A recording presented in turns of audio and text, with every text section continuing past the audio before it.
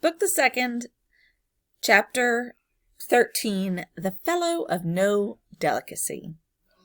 So keep an eye out for what you think is the most beautiful line in this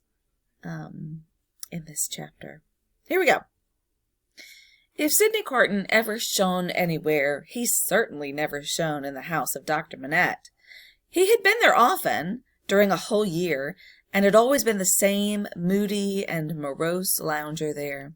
When he cared to talk, he talked very well, but the cloud of caring for nothing, which overshadowed him with such a fatal darkness, was very rarely pierced by the light within him.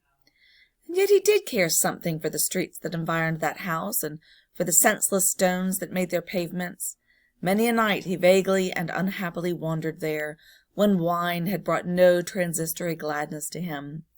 Many a dreary daybreak revealed his solitary figure lingering there, and still lingering there when the first beams of the sun, brought into strong relief, removed the beauties of architecture and spires of churches and lofty buildings, as perhaps the quiet time brought some sense of better things, else forgotten and unattainable, into his mind. Of late, the neglected bed in the temple court had known him more scantily than ever, and often, when he had thrown himself upon it no longer than a few minutes, he had got up again and haunted that neighborhood. On a day in August, when Mr. Stryver, after notifying his jackal that he had thought better of that marrying matter, had carried his Delicacy into Devonshire, and when the sight and scent of flowers in the city streets had some waifs of goodness in them for the worst, and health for the sickliest, and of youth for the oldest, Sidney's feet still trod those stones. From being irresolute and purposeless, his feet became animated by an intention, and in the working out of that intention, they took him to the doctor's door. He was shown upstairs and found Lucy at her work alone.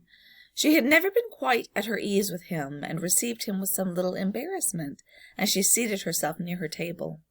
But looking up at his face, in the interchange of the first few commonplaces, she observed a change in it. "I fear you are not well, Mr. Carton." "No, but the life I lead, Miss Manette, is not conducive to health. What is to be expected of or by such profligates?"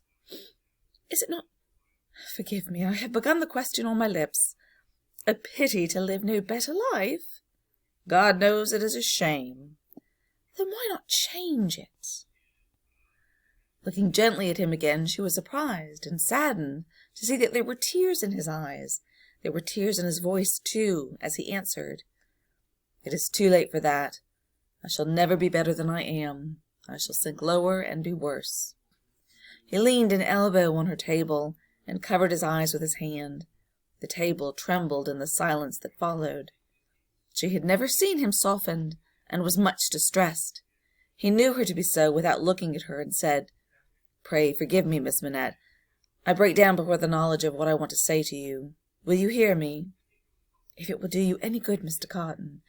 If it would make you happier, it would make me very glad." "God bless you for your sweet compassion." He unshaded his face after a little while, and spoke steadily. "Don't be afraid to hear me. Don't shrink from anything I say. I am like one who died young. All my life might have been—" "No, Mr. Carton, I'm sure that the best part of it might still be. I'm sure that you might be much, much worthier of yourself." "Say of you, Miss Manette, and although I know better, although in the mystery of my own wretched heart I know better, I shall never forget it." She was pale and trembling. He came to her relief with a fixed despair of himself which made the interview unlike any other that could have been holden. "If it had been possible, Miss Manette, that you could have returned the love of the man you see before yourself, flung away, wasted, drunken, poor creature of misuse as you know him to be, he would have been conscious this day and hour, in spite of his happiness, that he would bring you to misery, bring you to sorrow and repentance, blight you, disgrace you, pull you down with him. I know very well that you can have no tenderness for me. I ask for none. I am even thankful that it cannot be." "Without it, can I not save you, Mr. Carton? Can I not recall you? Forgive me again. to a better course. Can I in no way repay your confidence? I know this is a confidence, she modestly said after a little hesitation, and in earnest tears. I know that you would say this to no one else. Can I turn it to no good account for yourself, Mr. Carton? He shook his head. To none. No, Miss Manette, to none. If you will hear me through a very little more, all you can ever do for me is done. I wish you to know that you have been the last dream of my soul. In my degradation I have not been so degraded, but that the sight of you with your father, and of this home, made such a home by you, has stirred old shadows that I thought had died out of me. Since I knew you, I have been troubled by a remorse that I thought would never reproach me again, and have heard whispers from old voices impelling me upward that I thought were silent forever. I have had unformed ideas of striving afresh, beginning anew, shaking off sloth and sensuality, and fighting out the abandoned fight. A dream, all a dream, that ends in nothing, and leaves the sleeper where he lay down, but I wish you to know that you inspired it. Will nothing of it remain? Oh, Mr. Carton, think again, try again. No, Miss Manette. All through it I have known myself to be quite undeserving, and yet I've had the weakness, and have still the weakness, to wish you to know with what a sudden mastery you kindled me, heap of ashes that I am, into fire.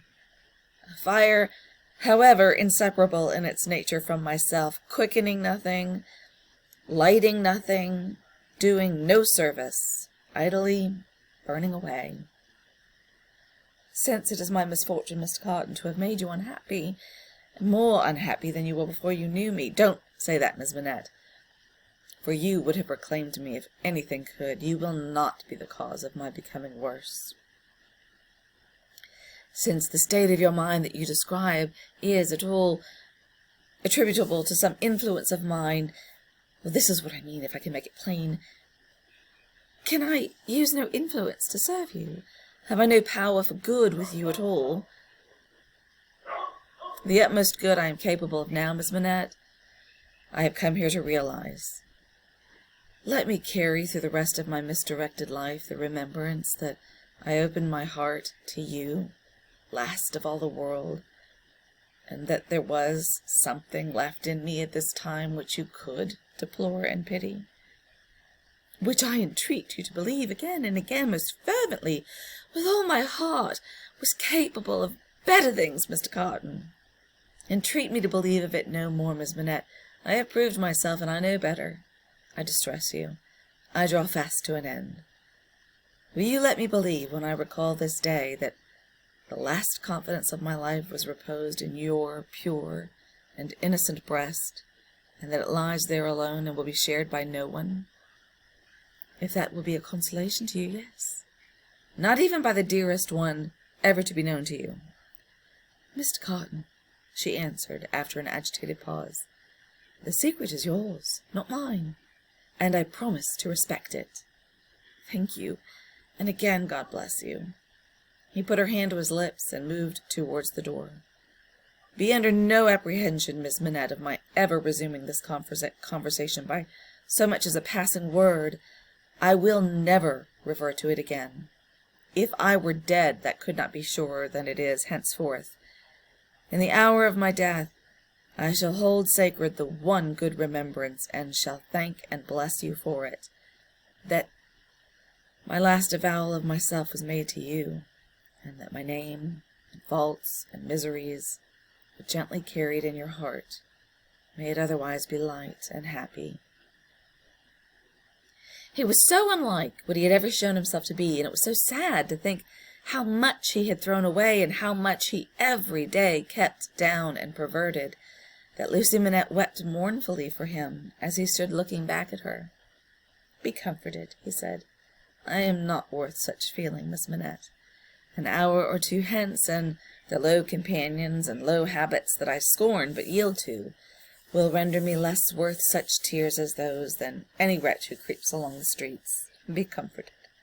But within myself I shall always be towards you what I am now, though outwardly I shall be what you have heretofore seen me. The last supplication but one I make to you is that you will believe this of me." "I will, Mr. Cotton."